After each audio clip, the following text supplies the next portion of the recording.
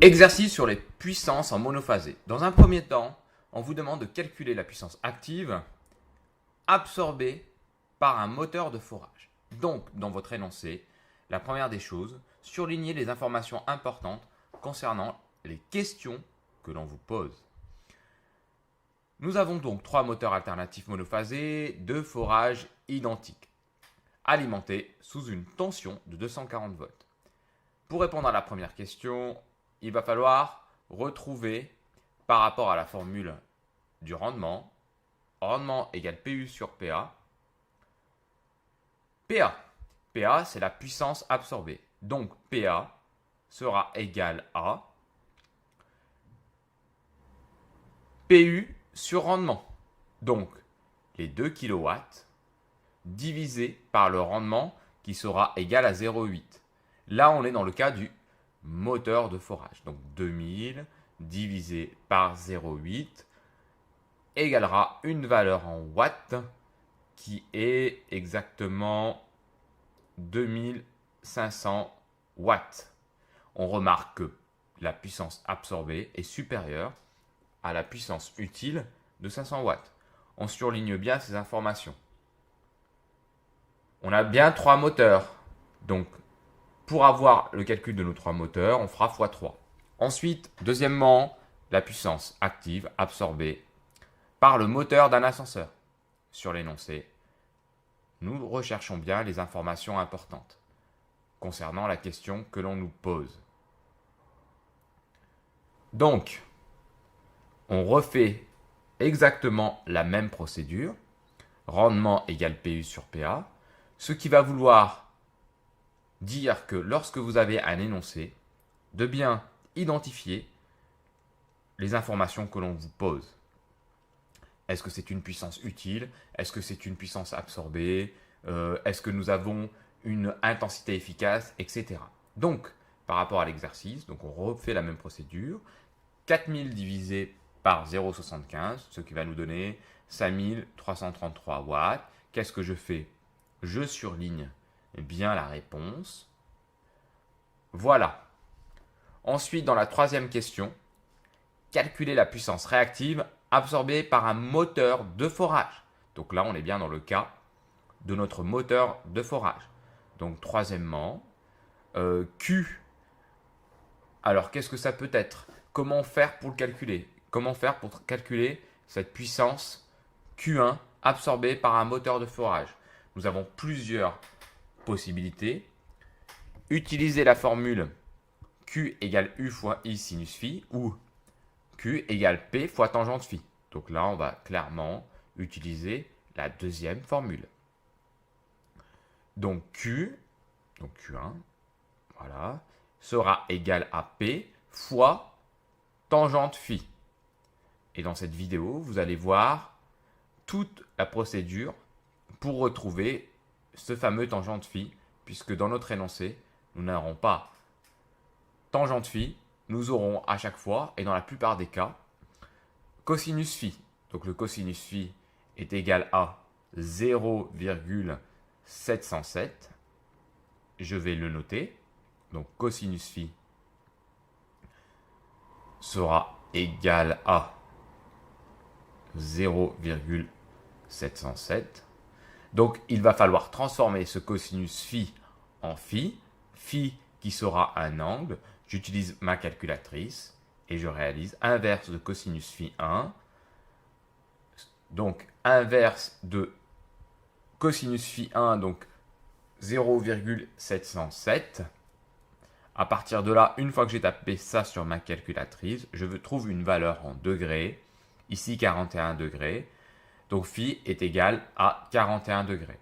À partir de là, je peux appliquer ma formule. Q1 est égal à P1, donc je recherche l'information de la valeur de P1, 2500 watts. Je prends bien le P absorbé et non le P utile. Utile qui signifie ce qui permet de faire marcher votre machine. Je prends le phi, 41 degrés, et je fais tangente de 41 degrés sur ma calculatrice. Je n'oublie pas de vérifier sur ma calculatrice qu'elle est bien en degrés. Et je trouverai une valeur en var. 2500 var. À partir de là, je surligne bien mon information sur mon document. Comme cela, j'aurai toutes les réponses qui seront bien apparentes. Quatrièmement, calculer la puissance réactive de Q2 absorbée par le moteur d'ascenseur. Idem, je prends toutes mes informations importantes, je les recherche dans mon document. Une fois que j'ai fait ça, je réapplique exactement la même procédure. Je refais idem, la même chose. Et ce qui me donnera une valeur de Q2 qui sera égale à, normalement, P2 fois tangente phi2, donc 4000 var. Je surligne bien ma réponse. Voilà. Une fois que j'ai surligné mes réponses, je peux me rendre compte que sur mon document, j'ai toutes les informations importantes qui commencent à apparaître. Donc je les mets toujours en valeur avec des couleurs hein, généralement ou un encadrement où on surligne bien les réponses. Ça a ce sens-là, surligner les réponses. Retrouver les valeurs importantes rapidement. En cinquièmement, on a la puissance active-réactive absorbée par toute l'installation à trouver. On va sur notre énoncé, on a 3 moteurs alternatifs, plus un moteur alternatif et un four électrique. Donc, je me sers bien de Bouchereau. P total égale P1 plus P2, etc., etc., plus Pn. Pn, c'est le nombre total de puissance de mon installation.